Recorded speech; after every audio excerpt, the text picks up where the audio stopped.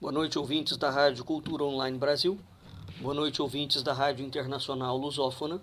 No ar, mais um programa A República com Loriel Rocha. O tema do nosso programa de hoje é o caminho da autocratização em 10 passos. Para tanto, nós vamos embasar o nosso programa num artigo de mesmo título do cientista social Auguste Franco, que está disponível no seu site Dagobah. O site Dagobah é um site de estudos de política e de democracia, né? É um site muito importante no Brasil, porque é um site que discute o conceito de democracia, né? E analisa esses conceitos dentro das teorias vigentes e os vários tipos de democracia que existem no mundo inteiro. Auguste Franco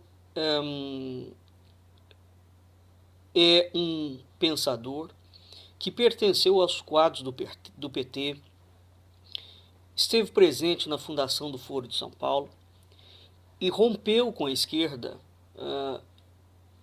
antes do governo Lula, né? Quando o governo Lula aconteceu, o Augusto, já naquela altura, denunciava o projeto de poder do PT, né? E já vinha falando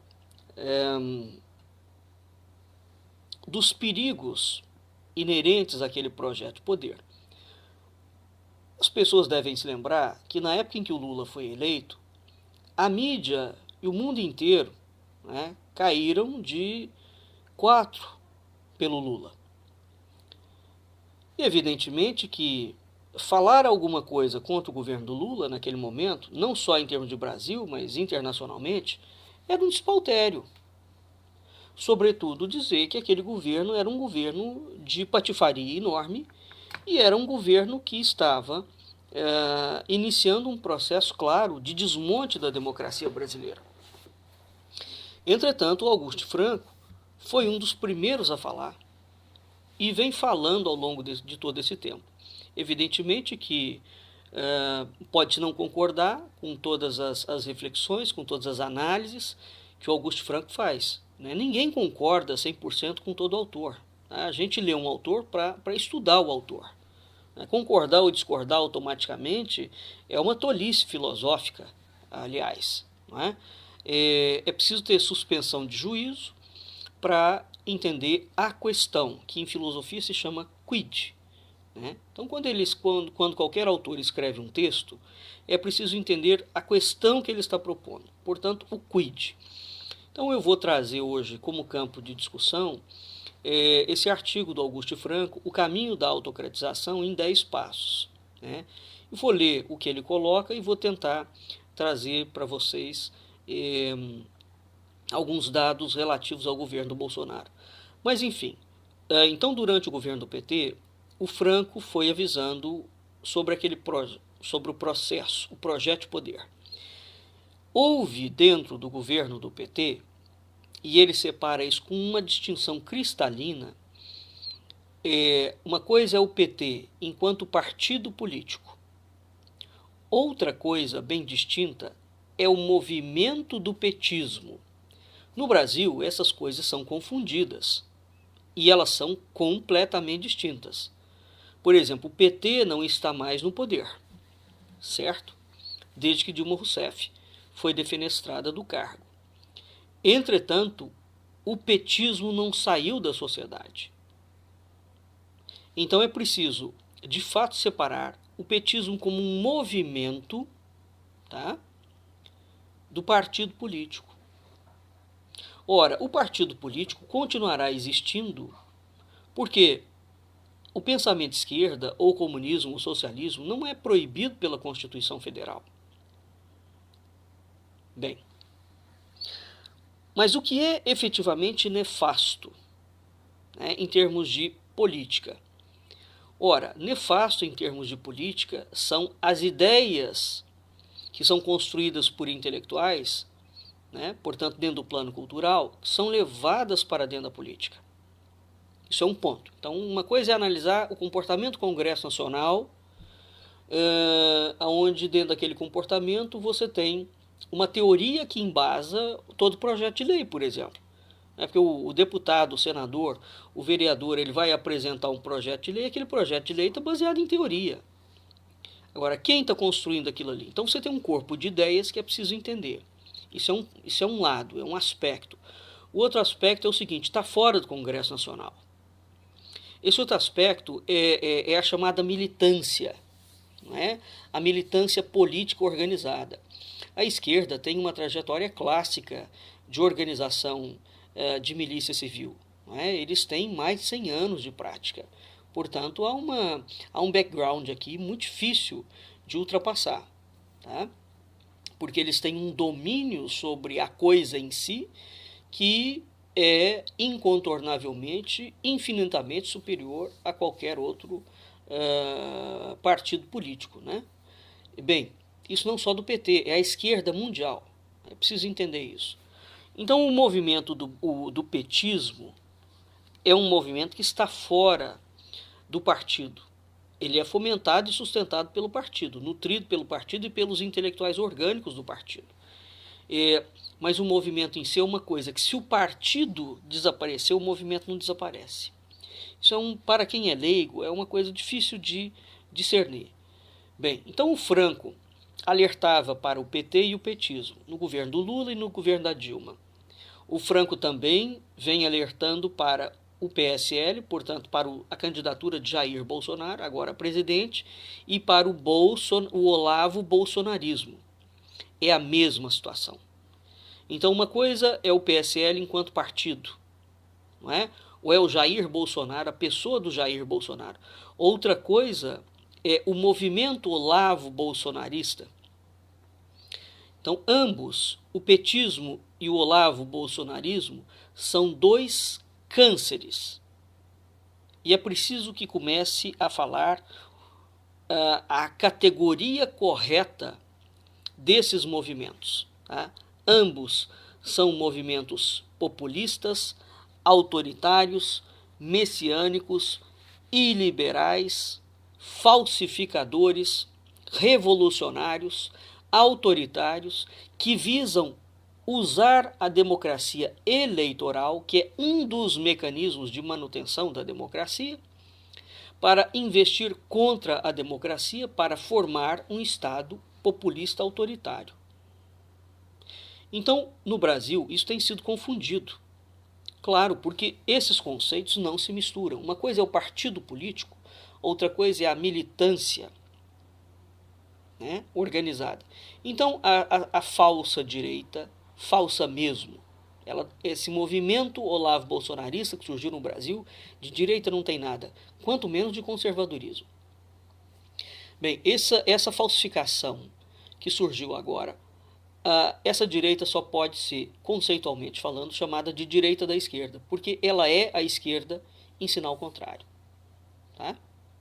Ou seja, eu vou dar um exemplo aqui grosseiro e violento, mas para que vocês, ouvintes, alunos, entendam a questão. Vamos considerar que um grupo invada um país e, para matar a geração, ele mata as crianças, não é? Mata fisicamente e estupra todas as mulheres. Ok. Aqueles homens que conseguiram fugir dessa invasão se reorganizam mais à frente, junta mais um grupo e, em nome de justiça e para tirar aqueles indivíduos que ocuparam o país deles, né, dessa forma tão violenta, para legitimar o seu projeto de poder, esses exilados propõem exatamente a mesma coisa. Vamos voltar a invadir, matar as crianças dos invasores e estuprar as mulheres deles. Qual é a diferença entre o invasor e o invadido? Nenhuma. Isto é exatamente o petismo e o Olavo bolsonarismo. Tá certo? esta falsa direita que assumiu o Brasil, ela está propondo, primeiro, de onde o Olavo Bolsonarismo tirou os seus fundamentos do que eles chamam de guerra cultural. Eles tiraram de Antônio Gramsci, ipsis literis. E de onde surgiu esse pensamento da direita usar a esquerda para combater a esquerda? Esse movimento surgiu nos Estados Unidos. Eu tenho um artigo meu no Medium onde eu dei os nomes aos bois.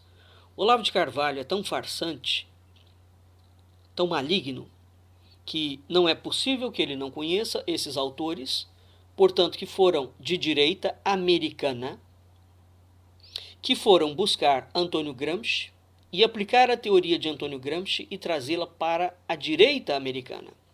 A partir disso surgiu esse conservadorismo fake, isso no governo Reagan, hein? Surgiu esse conservadorismo fake, que aparentemente está tomando conta do mundo inteiro. Mas não existe nenhuma diferença entre uma coisa e outra coisa. Os fins são os mesmos, os objetivos são os mesmos.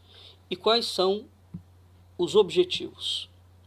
Destruir a democracia, tá? Usando os mecanismos institucionais de manutenção da democracia. A palavra aqui, portanto, a pergunta é: o que é democracia? É preciso entender, portanto, o que é democracia. Eu já fiz já dei uma aula há muito tempo atrás falando exatamente sobre democracia, né? Bem, então o Auguste Frank é um especialista nesses estudos dentro do Brasil. E estou citando o Franco porque os textos dele estão disponíveis com mais facilidade, né? E são textos claros. À medida que você acompanha, eu pessoalmente acompanho o Franco há mais de 10 anos. Leio o que ele vem colocando. E efetivamente o cenário que ele descreve, veja, ele era um homem de esquerda. Então ele entende a cabeça da esquerda. Tá? Entende. E vem sendo perseguido pela esquerda desde que ele saiu. Né? Agora, é uma voz lúcida, muito lúcida, não é? E que tem ajudado a deslindar, né, dentro do campo de estudos, uma sequência de teorias. Esse é o ponto. Ora, diariamente, o que tem acontecido? Então, o Brasil teve 3 presidentes seguidos empenhados em projeto revolucionário. Não que o projeto revolucionário do Brasil... O Brasil é um projeto revolucionário desde 1822. Mas é preciso entender o que foi o lulismo de Lula e Dilma e agora o bolsonarismo. Esses movimentos em que você tem a junção de um partido político, não é, com uma militância civil, que é exatamente o esquema do funcionamento dos intelectuais orgânicos. Eu tenho programas de rádio em que eu falo sobre isso, fiz vários posts, venho fazendo vários posts sobre isso. Quer dizer, como é que funciona a esquerda? Quando se fala assim, esquerda, bom, como é que ela funciona? Então ela tem uma articulação entre 2 frentes, ela tem uma articulação entre os chamados intelectuais orgânicos e ela tem uma articulação no campo social, né? Por exemplo, o intelectual orgânico é o indivíduo habilitado, capacitado para produzir ideias. Toda ideia acadêmica, ela é muito densa, portanto, ela é um campo teórico, né, que tem que se transformar em prática, ele tem que virar ação, ele tem que virar produto de alguma forma. Portanto, ele tem que virar cultura, ele tem que virar lei dentro da política, ele tem que virar filme, ele tem que virar música, ele tem que virar dança, ele tem que virar roupa, né, ele tem que ser consumido. Bem, e o intelectual orgânico, portanto, que vai deslindar, né, esta teoria extremamente robusta academicamente e vai transferi-la para o povo? Não, não é. Quem vai fazer isso? Quem vai fazer isso é precisamente um outro nível de intelectual, que são os artistas orgânicos. Tá bem? Então você tem, veja bem, o primeiro nível é o nível daquele indivíduo que vai produzir a teoria, que é o intelectual orgânico. E você tem os artistas, as personalidades midiáticas, portanto, o artista, o jornalista, o professor universitário, o político, o empresário, tá? O padre, o pastor, qualquer pessoa que tenha fama. Ele não pode ser um indivíduo comum, ele tem que ter fama. Porque uma vez que ele tenha fama, que ele seja reconhecido dentro da sociedade, não é? Ele começa a transmitir aquela mensagem mastigada, sem aquele rigor intelectual da formulação teórica do intelectual orgânico, e essa mastigação, portanto, esta mensagem será transmitida ao povo. Então você cria um movimento popular político de controle, controlado à distância, remotamente. Ora, é ponto passivo que aquele que está sendo controlado não pode ter ideia de que ele está sendo controlado. Então aqui tem duas coisas. Eu também já expliquei muito isso no Conselheiro Acácio, no início do programa do Conselheiro Acácio. Quer dizer, como é que funciona a esquerda, o que são as células ativas e o que são as células inativas, né? Então, o sujeito que está lá, o público que está consumindo aquela mensagem, ele não tem a menor ideia de que aquilo é um projeto ideológico, é um projeto de poder, né? Porque aquilo está desmembrado em vários níveis, simbólicos, operativos, não é? Degustativos, com propostas aparentemente interessantes. Agora, sobretudo, eles vêm embalados dentro do processo da chamada desinformácia. A desinformácia é uma técnica em que consiste, uma técnica de guerra, em que consiste em pegar uma coisa que é verdadeira e ao redor desta coisa que é verdadeira, imagine um modelo de um átomo. O núcleo do átomo seria a verdade. Por exemplo, a humanidade está poluindo os rios. Isso é verdade. A quantidade de sofá jogado dentro dos rios, isso não é uma abstração, não é coisa da esquerda, não. Então, a humanidade está poluindo o rio. Isso é a verdade, é o núcleo. Ao redor do núcleo, portanto, formando a parte do átomo ali, até a superfície, eles incluem uma série de mentiras e de distopias. E é ali que a teoria é colocada. Tá certo? Então, a teoria, a formulação, ela parte sempre de um princípio correto, verdadeiro. O problema não é a verdade ali. O problema é o enchimento. Tá? De modo que, por que existe essa técnica? Ora, porque uma vez que você pega a verdade e camufla ela, coloca ao redor dela uma série de mentiras, distópicas todas elas, portanto não realidade, com o passar do tempo, aquilo que era verdade passa a ser transformado no entorno, portanto na utopia, na distopia. Percebe o negócio? Então eu começo falando assim, eu estou vendendo um caju. Aí na lateralidade eu falo, o caju tem um gosto de abacaxi, o abacaxi embebeda, né? Ao ficar bêbado eu tenho visões de Nossa Senhora. Enfim, vou criando um enredo ali em torno do abacaxi, que existe. Com o passar do tempo, o abacaxi desapareceu.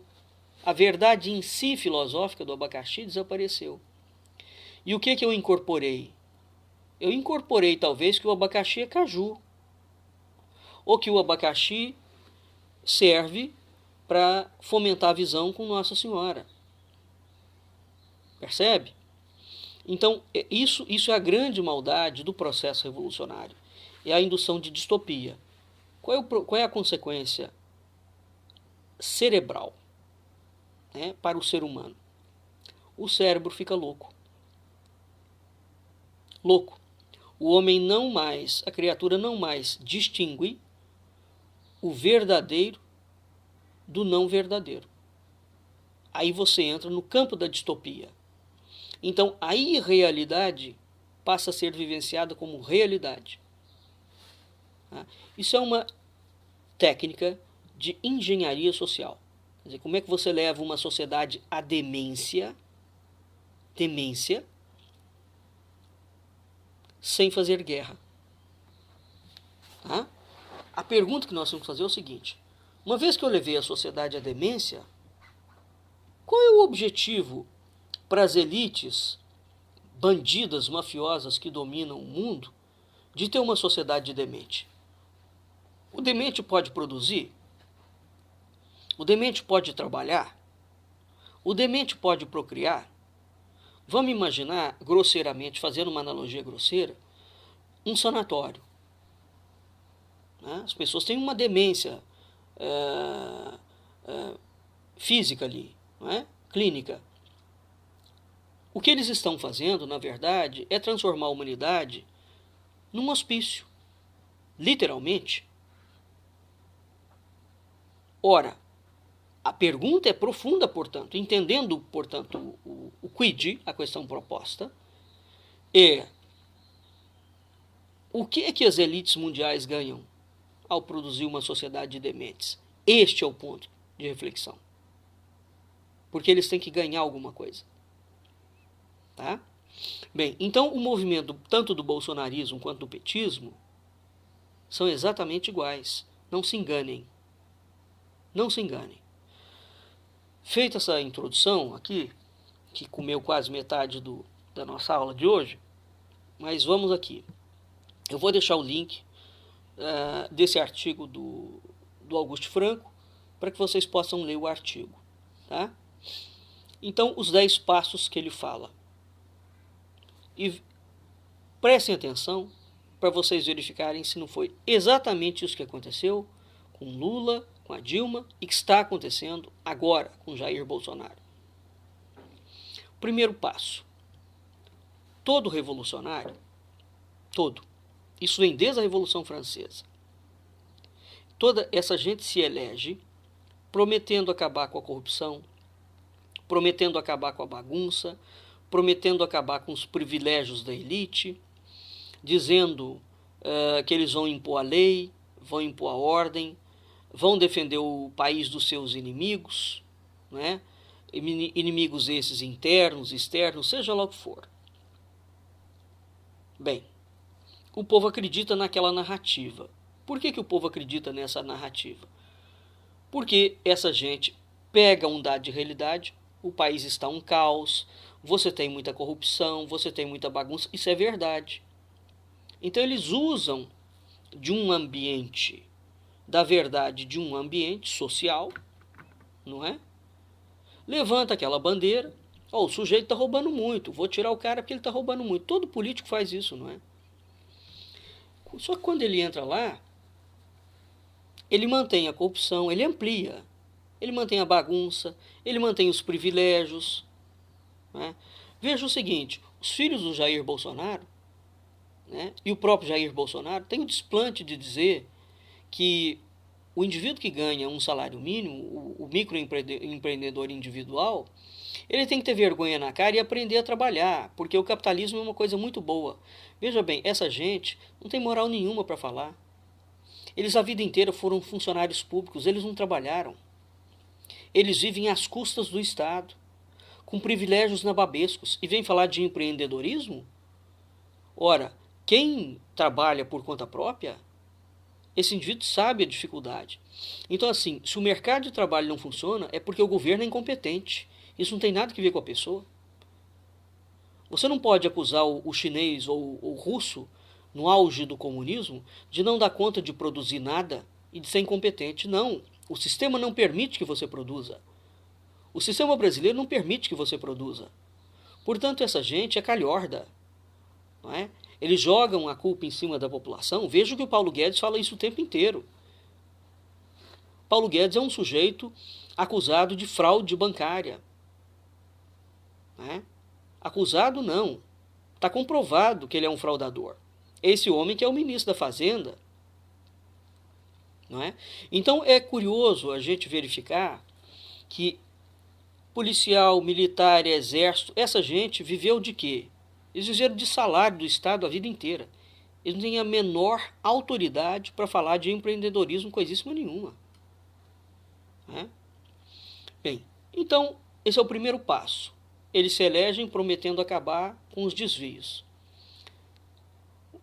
Isso cria uma aura neles, né, de honestidade e de ética. Só que quando eles entram no poder, eles começam a fazer a mesma coisa. Veja, gente, o PT, o Lula levou 4 eleições para conseguir convencer o Brasil, né, de que o PT era alguma coisa boa.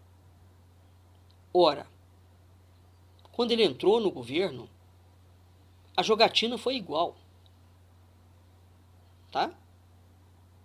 E o que era o PT naquela altura? O PT naquela altura era o governo do Bolsonaro hoje. Eram os bolsonaristas e os conservadores. Todo mundo rouba, todo mundo rouba, todo mundo rouba, só eu que sou. As pessoas esquecem que o Lula era cristão, era catolicíssimo. Eu sou católico, eu sou cristão, eu vou trazer a cristandade aqui para dentro. Andava para cima e para baixo com um padre, com um frei, não é? O Frei Beto era o grande conselheiro dele. Então você tinha a igreja ali do lado dele. Ele era o suprassumo da ética e da correção e que ia varrer a corrupção para fora do Brasil. É o mesmo discurso. Olha no que deu. Não é? O segundo passo é o seguinte: uma vez que eles são eleitos, eles juram fidelidade à Constituição. Né? Bem, com trilhado esses 2 passos, o que vai acontecer? De fato, no início do primeiro mandato, eles não vão, aqui entra no terceiro passo, eles não vão violando abertamente o Estado de Direito. Tá? O Estado de Direito é o pilar da democracia. Mas eles vão ensaiando pequenos retrocessos. Então você fala assim, olha, eu respeito a Constituição, mas aí através de uma palavra, de um gesto, de um xingamento, de um projeto de lei, de uma música, você vai soltando pequenas fagulhas que são retrocessos no campo cultural, no campo dos costumes, no campo legal. Você vai endurecendo as leis penais, você vai xingando o jornalista. O Lula xingou jornalista o tempo inteiro do seu governo. O tempo inteiro. Exatamente igual o Jair Bolsonaro. Dizendo que ele era perseguido. Mesma coisa. E eles vão, portanto, articuladamente, com a sua militância dentro do partido e com os seus apoiadores, que é preciso lembrar isso. Quem coloca esses caras lá é quem financia o processo. E quem financia o processo? Né? Então, eles vão ensaiando pequenos retrocessos, sofrem, num primeiro momento, uma resistência das instituições da República, ou das instituições democráticas. Por exemplo, o parlamento reage, o judiciário reage, a imprensa reage, alguns acadêmicos reagem, não é? Pessoas comuns reagem, etc, etc. Mas quem faz oposição política e outros setores da sociedade democrática, como não prestam atenção, né, a esses pequenos retrocessos, eles começam a soltar a seguinte frase: está tranquilo, ele não é um populista, ele não é um autoritário, as nossas instituições estão funcionando impecavelmente. Veja que o Exército Brasileiro falou isso o tempo inteiro durante o governo do PT e da Dilma, hein? Do Lula e da Dilma. Vilas Boas, então, era clássico de falar isso. Não, o Brasil tem uma democracia muito sólida, a democracia brasileira é uma beleza, não tem nada acontecendo aqui ilegalmente, as instituições estão funcionando impecavelmente, o Exército nunca vai assumir o governo, não tem zero a possibilidade do Exército voltar à política, tudo farofa. Esse homem foi um grande perverso. Foi um dos grandes arquitetos do crime e do projeto golpista, militar, maçônico que aconteceu dentro do Brasil. Repito mais uma vez, o Lula é um projeto militar. O Lula já é um projeto militar. E é um projeto militar junto com a esquerda revolucionária da igreja. As pessoas esquecem disso, tá? O Bolsonaro é outro projeto militar. Só que aqui não tem a igreja católica apoiando ele. Quem tem? Tem o protestantismo norte-americano, o evangelismo norte-americano e o chamado cristianismo sionita. Tá bem? Ora, e a maçonaria, evidentemente. Então o que nós temos aqui? Depois que o senhor Vilas Boas cansou de dizer que as instituições civis funcionavam impecavelmente, quando Jair Bolsonaro assumiu, falou que devia a cadeira presidencial a um general da ativa, na frente, publicamente. Isso é grave. Isso em qualquer lugar do mundo teria gerado um processo de impeachment na hora para aquele homem. Porque isso significa que as Forças Armadas brasileiras conspiraram para atuar dentro da política. Uma força armada, isso é desvio de função, no mínimo.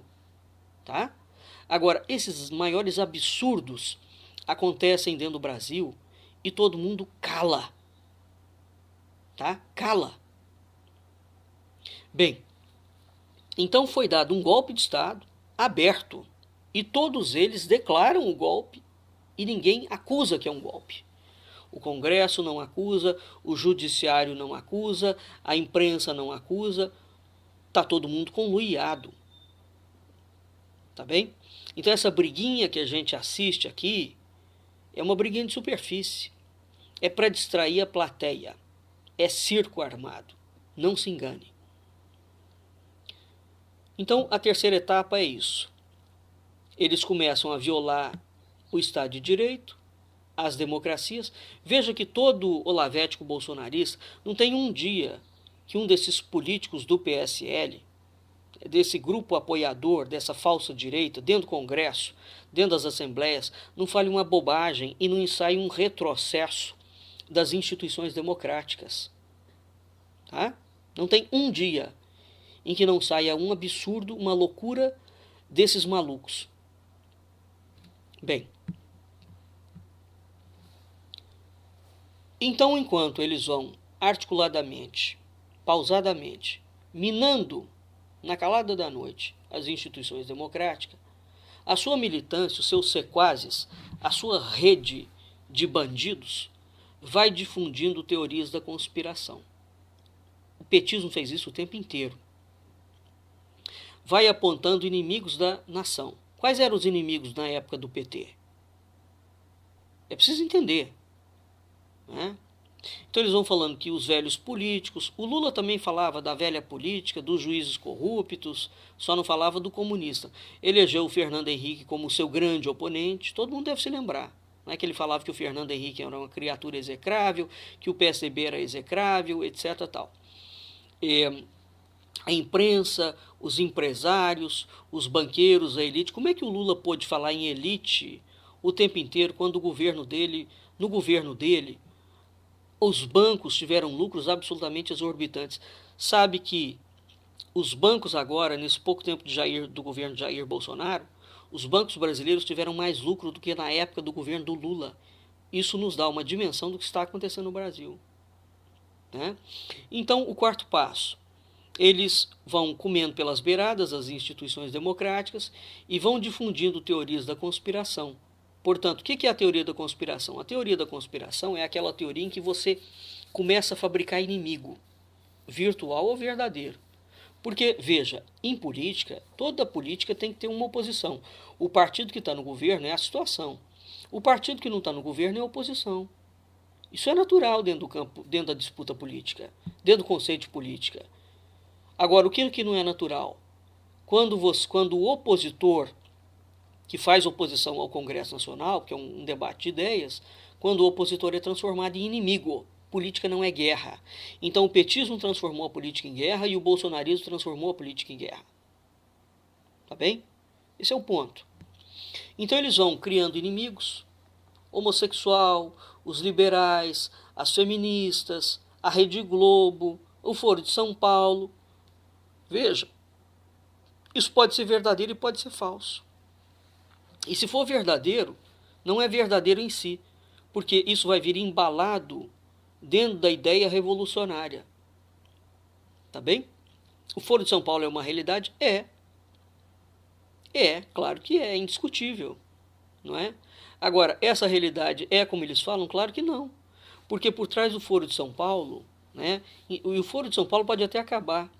A grande questão da Revolução nas Américas não é o Foro de São Paulo, é a pátria grande, que está colocada na Constituição brasileira, não é?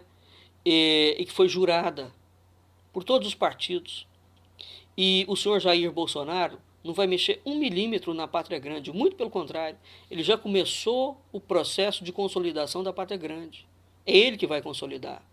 Enquanto isso está lá o filhinho dele, o arremedo de embaixador, fazendo foro conservador com verba pública tirada do fundo partidário do PSL, que gastou mais de R$ 1 milhão para promover o partido do governo. É grave o que aconteceu.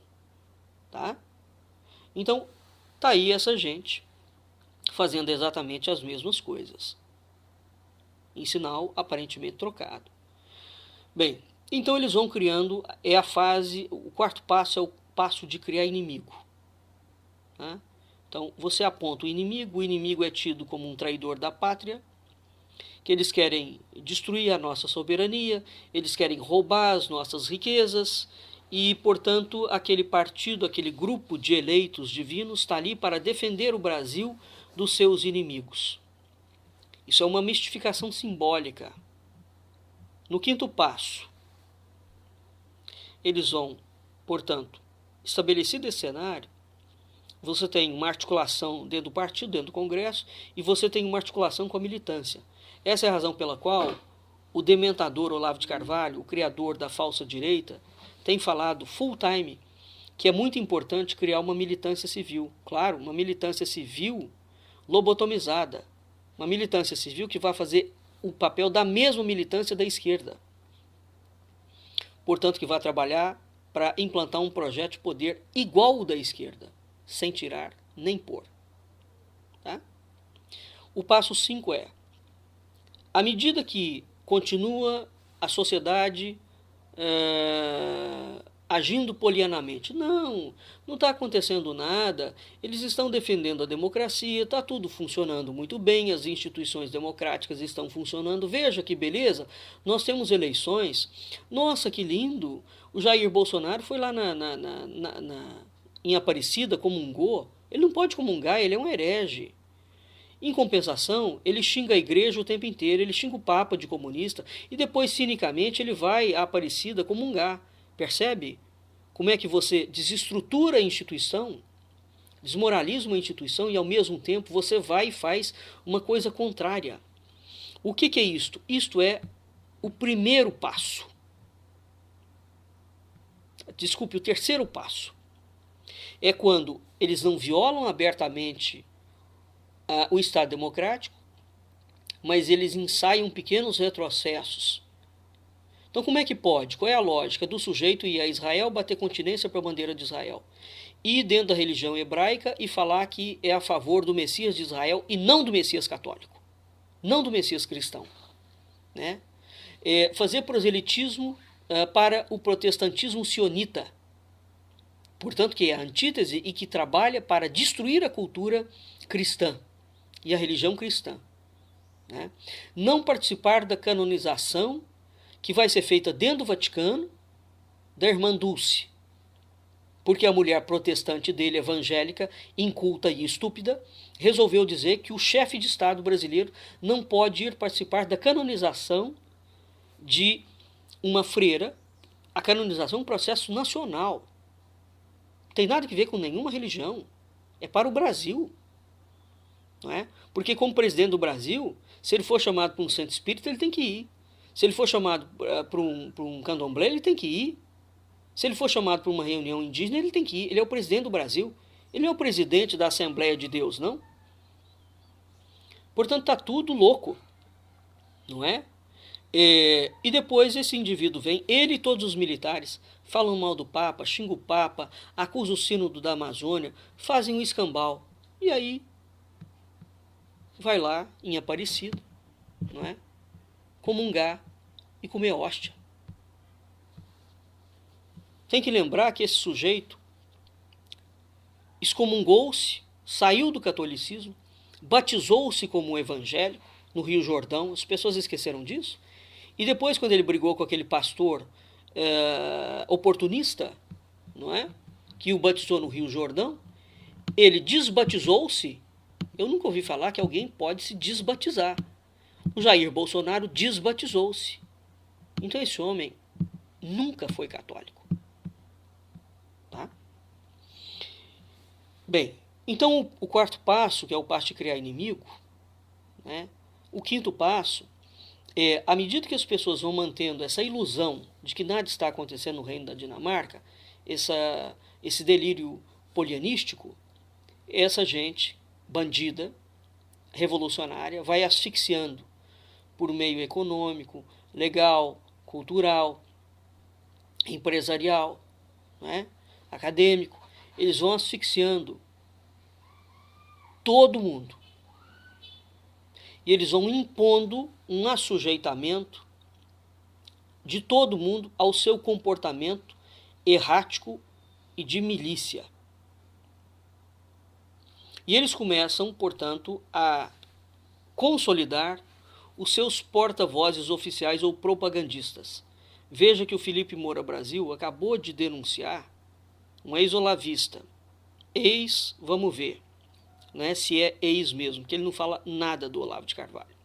Felipe Moura Brasil, na revista Cruzoé, da semana passada, soltou com provas como funciona a milícia digital, olavética bolsonarista. É grave o que foi feito, o que ele falou, o que ele provou. É muito grave. Então, o passo 5 é o seguinte: esses revolucionários começam a consolidar os seus porta-vozes oficiais, os seus propagandistas. Portanto, o que é o propagandista aqui? É aquele indivíduo que vai fazer a interface com o público, ou seja, que vai trazer a ideia revolucionária mastigadinha para o público comer, sem o público perceber que ele está lidando com uma ideia revolucionária. Então eles vão embalar aquilo em pacotes e vão vender em forma de camiseta, de vídeo, de aspecto cultural, de filme, de tudo que vocês puderem pensar, tá? De música, de tudo. Programa de viagem, tudo. É uma embalagem. Sexto passo, eles vão tentando ampliar sua base política em eleições subnacionais. Eles vão anexando partidos. O PT fez isso exemplarmente. O bolsonarismo, nesse aspecto, nesse passo 6, ele está fazendo um movimento inverso, porque eles são loucos, eles estão implodindo a base política deles, já implodiram, né? Estão brigando com a sua própria base, que o elegeu, mas ao mesmo tempo eles estão tentando criar um novo partido político, que é o Partido Conservador. Já até lançaram, não é? Agora, como é que essa gente vai criar um novo partido político brigando com todo mundo dentro do Congresso Nacional? É um fenômeno. Né? O PT foi muito mais hábil em relação a isso, que evidentemente o Lula era um homem inteligente e era um articulador. Entendo o que eu estou chamando de inteligência. O Lula era um articulador habilíssimo. E era um gênio estratégico. Tá certo? O PT não teria conseguido politicamente chegar onde chegou se o Lula fosse um asno. Então, a inteligência, a inteligência é inteligência. O fato dela ser usada para o bem ou para o mal é irrelevante. Dizer que o Lula ele não tem cultura, ele não tem estudo. Mas dizer que ele não é inteligente não se pode, de forma alguma. Então, o sexto passo é ampliar a base política. Bem, nesse sexto passo aqui, o bolsonarismo está apresentando sérios problemas, porque ele é composto de, como bem definiu o Lobão, num vídeo na semana passada, de canalha otários. É um gen que mistura canalha com otário. Né? O Olavo de Carvalho conseguiu criar, portanto, uma militância híbrida de canalhas e de otários. Eles brigam com todo mundo, eles são arrogantes, né? Eles são ignorantes, eles acham que pode chegar e bater em todo mundo, gritar com todo mundo e que todo mundo vai calar a boca. Não vai. Não vai, não é? Eles brigam entre eles e eles brigam com as outras pessoas. Portanto, é um tipo de gente com quem você não consegue dialogar. Não é? Ora, a esquerda dialoga. Bem, então, essa direita incompetente que acha que xingar todo mundo, que o Olavo manda xingar, que eles vão conseguir uma grande coisa. Não, eles vão conseguir criar uma polarização extrema dentro da sociedade. Esse é o primeiro movimento deles nesse momento. Eles estão polarizando ao extremo para tentar fazer de conta que eles são os donos da verdade. Esse sexto passo deles, por enquanto, está dando água. Sétimo passo. O do PT não deu. O PT foi bem sucedido no sexto passo. Sétimo passo. Eles vão aparelhando os órgãos de Estado. O PT fez isso. Olha, gente, quando as pessoas esquecem, quando o Lula entrou, numa canetada, ele colocou 20 mil petistas dentro dos órgãos. 20 mil. Quando o Bolsonaro entrou, hoje tem, dentro do governo, mais de 200 militares da reserva e da ativa. Você fala assim, por que tanto militar? É um processo de intimidação. Claro, cuja nota é o seguinte, ou você me obedece ou eu te coloco no xilindró. E eles estão, portanto, aparelhando os órgãos de Estado, não consegue aparelhar com a velocidade do PT, porque o PT levou 16 anos. E o Lula, repito, foi estratégico aqui, ele não tentou aparelhar do dia para a noite. Tá? Esse aparelhamento foi gradual. Então, mas o bolsonarismo está seguindo o mesmo esquema. Foi aparelhando os órgãos de Estado, nomeando os seus sequazes, demitindo funcionários não alinhados ideologicamente, quem discorda deles é sumariamente afastado. Tá? Essa gente faz isso o tempo inteiro. O que é isso? É um aparelhamento do Estado. Portanto, o Estado passa a ser o partido. Isso é comunismo puro. Comunismo puro. Tá? O oitavo passo. Eles tentam controlar o judiciário. Beatriz Kisses, aquela que foi procuradora, uma das musas do impeachment, não é? Saiu agora com a belíssima ideia de apresentar um projeto de lei para derrubar a PEC da Bengala. Essa gente é tão cínica, mas eles são tão cínicos a ponto de esquecer que a PEC da Bengala foi votada, foi aquele senador do Rio Grande do Sul, agora não me lembro, que lançou esse treco em 2005. E o Congresso Nacional nunca votou esse negócio. Na época do impeachment da Dilma Rousseff, o Eduardo Cunha desengavetou aquele treco, todo mundo achou uma maravilha, inclusive os movimentos todos de direita, porque a Dilma Rousseff, se não ampliasse o período de tempo de profissão dos ministros do STF, a Dilma Rousseff indicaria mais 4 ministros do STF.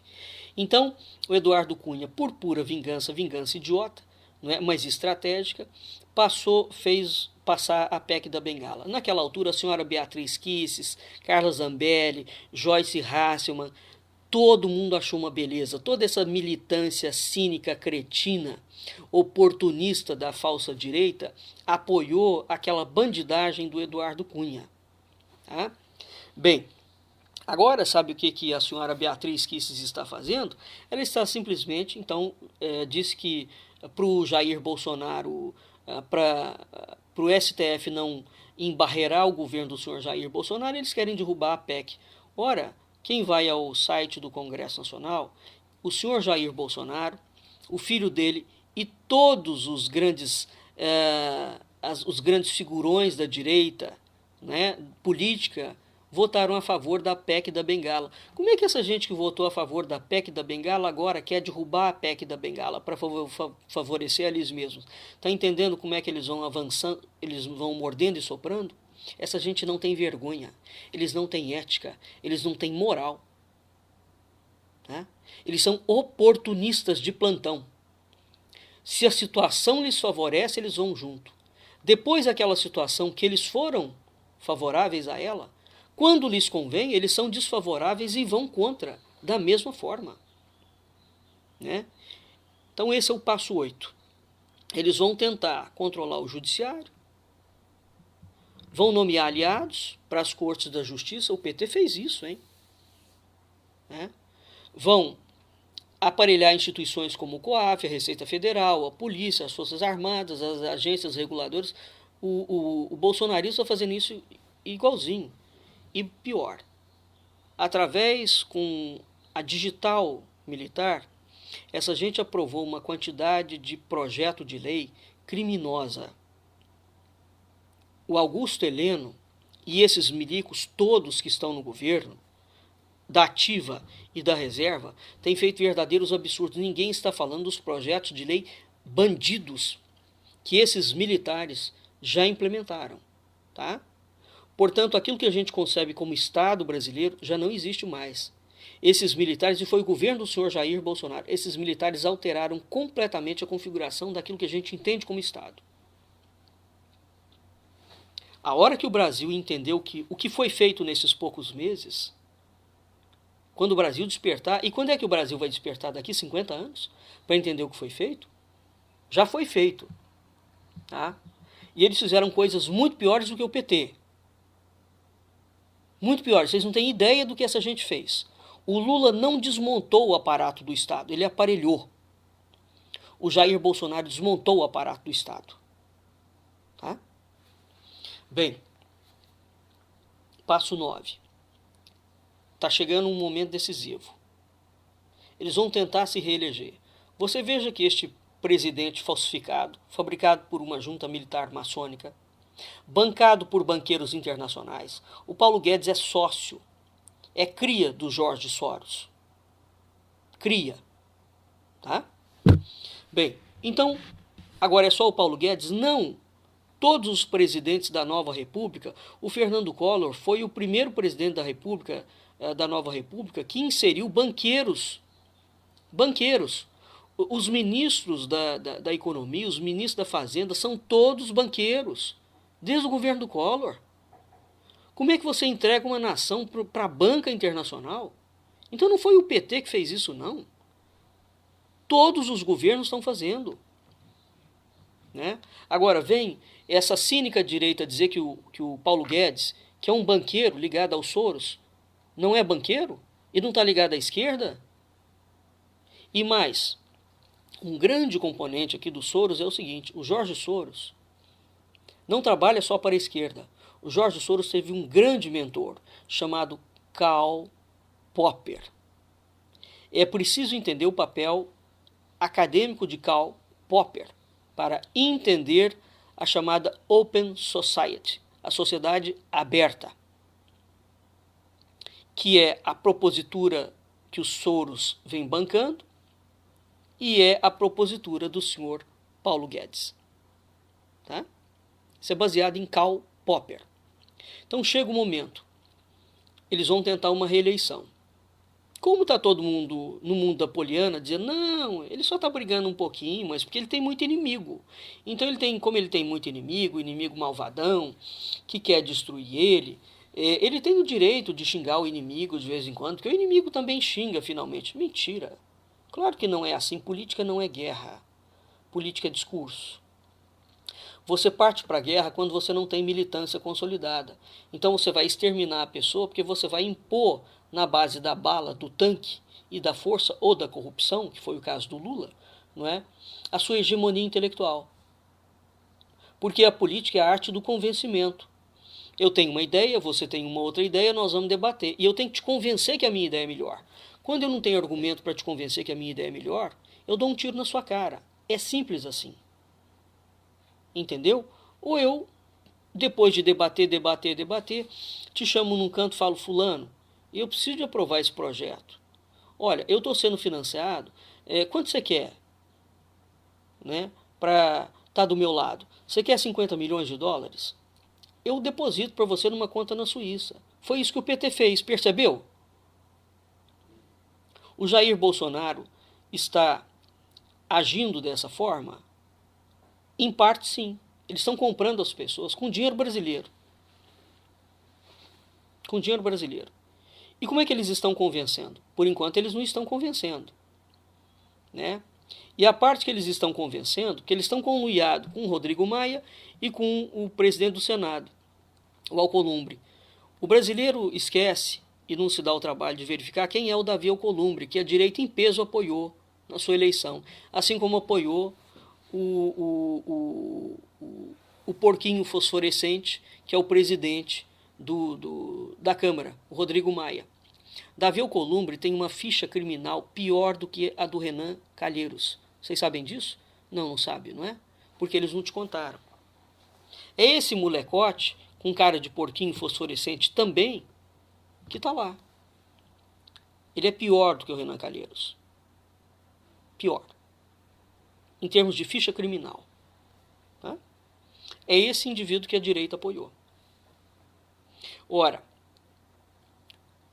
esse presidente fabricado, logo no início do seu mandato, ele já falou que vai se reeleger. E ele, o tempo inteiro, tinha falado que não ia tentar a reeleição coisíssima nenhuma. Então, por que eles precisam se reeleger? Veja, quem esbudegou a Constituição e colocou a reeleição foi o Fernando Henrique Cardoso. Né? Bem, por que a reeleição é um ponto fundamental? Porque se eles não conseguiram, se eles cumpriram todas as 8 etapas, mas não tem força para reeleger, porque ele não deu para colocar o projeto de poder como um todo. Então, se eles não conseguem fazer um sucessor, o projeto de poder tem que continuar. Então, a reeleição é o campo. Eles vão acelerar o processo de autocratização do regime com a reeleição. É por isso que essa gente pensa sempre em chegar no poder e reeleger. E aí eles vão se reelegendo continuamente. Nos Estados Unidos, existe um travo, por exemplo, o cara que é vereador, ele pode ser vereador só por 2 mandatos. Aí depois ele quer ser deputado federal, ele tem que ser por 2 mandatos. Depois deputado estadual, por 2 mandatos. Então tem que ter uma regra no jogo eleitoral, tá? Para dificultar a rotatividade, a alternância dos projetos de poder. Isso não tem no Brasil. E eles não têm o menor interesse em criar isso. Bem, o passo 10. O que vem a seguir? Eles vão mudando as regras eleitorais. Eles vão dificultando a rotatividade, a alternância, vão colocando restrições legais das liberdades civis. Então você não pode falar tal coisa, você não pode se organizar de uma determinada forma, você não pode criticar o governo. Eles vão propondo o fim da imprensa livre, eles vão propondo o controle total do judiciário, eles vão fazendo intervenção nas universidades, no ensino em geral, vão perseguindo as organizações não governamentais, vão investindo contra os movimentos minoritários, não é? Isso tudo esse governo está fazendo. Essas são as 10 etapas de você passar um regime democrático para uma ditadura. O nome moderno não é mais ditadura, é autocracia. Bem, como é que isso funciona? Isso acontece do dia para a noite? Não. Esse processo é muito lento. Em países muito pequenos, como por exemplo a Hungria, a Polônia, a Turquia, esse processo levou uma década. Né? De você passar de uma democracia para uma ditadura, uma autocracia. 10 anos depois, agora, o povo húngaro, a Polônia e o povo da Turquia estão acordando para a realidade do que aconteceu com eles. Significa o seguinte: os primeiros sinais de autocratização, e esses sinais só são percebidos por quem estuda os processos de democracia, esses sinais, quando aparecem, eles são batata. Batata. Se essa gente não for neutralizada no embrião, eles criam uma bola de neve que ninguém consegue conter depois. É claro que a bola de neve vai descer do alto da montanha e ela não vai rolar a vida inteira. Vai chegar um ponto em que ela vai se arrebentar. No momento em que ela se arrebentar, ela arrebenta todo mundo junto. É simples assim. Então, o lulismo e o PT não foram contidos no início. Deu no que deu. Teve pouca gente que avisou. O Augusto Franco foi um deles. O bolsonarismo tem que ser neutralizado. Então, não confunda o bolsonarismo com a pessoa do Jair Bolsonaro. O bolsonarismo é um movimento que vai sobreviver ao governo de Jair Bolsonaro, porque ele foi programado para sobreviver, assim como o petismo. E ambos precisam um do outro. Eles são a dupla face do mesmo projeto militar maçônico. Lula e Bolsonaro são dois projetos do exército e da maçonaria, e das igrejas, das religiões. Por trás de tudo isso tem a banca internacional, o globalismo internacional. Bem, então, entenda o seguinte: quando um sujeito fala, olha, esse cara entrou na minha casa e esquartejou a minha avó, portanto ele é um bandido. Mas ele propõe, quando ele pegar o bandido, fazer a mesma coisa com a família do bandido, entenda que você está diante de um autocrata. Quando você usa os mesmos meios, os mesmos métodos, os mesmos fins, dizendo que está fazendo aquilo para o bem, em serviço do bem, falando em nome do bem, não, você está diante do diabo, do mal absoluto, aqui filosoficamente falando. Do mal absoluto. O que nós podemos fazer quando nós estamos diante do mal? Ora, rejeitar o mal, neutralizar o mal. Não existe a possibilidade do indivíduo usar saídas e métodos igualmente criminosos, dizendo que está agindo em nome de Deus. O que é isso? As pessoas precisam de parar de idiotice. Tem limite para besteira. Porque a ignorância, até um determinado limite, ela é admitida. De um momento em diante, ela está a favor do crime. Se você não aprova o estupro, você não aprova o estupro de jeito nenhum. Se você não aprova o Estado democida, o Estado controlador, o Estado totalitário, você não aprova ele de jeito nenhum. Seja esse Estado falando em nome de Deus, seja esse Estado falando em nome do capeta. O brasileiro precisa de cair na real, não é? E de procurar, de fato, estudar com um pouco mais de profundidade as coisas, ao invés de ficar repetindo igual um papagaio estúpido o discurso desta falsa direita. Então nós estamos diante de um governo que está trilhando o mesmo caminho do PT, no sentido de colocar passos e medidas autocráticas para destruir o Estado. Bem, diante disto, então vocês leiam e reflitam sobre o quid, sobre a questão que o Augusto Franco colocou, façam um paralelo, como eu fiz agora, entre o governo do PT e o governo do Jair Bolsonaro, e extraiam vocês mesmos as suas próprias conclusões, embora nenhum raciocínio filosófico seja para você extrair a conclusão. Todo raciocínio filosófico é para você entender a questão. Concluir ou não concluir é um fator de suma menos importância. Tá bem? Vamos ficando por aqui e até o próximo programa da República.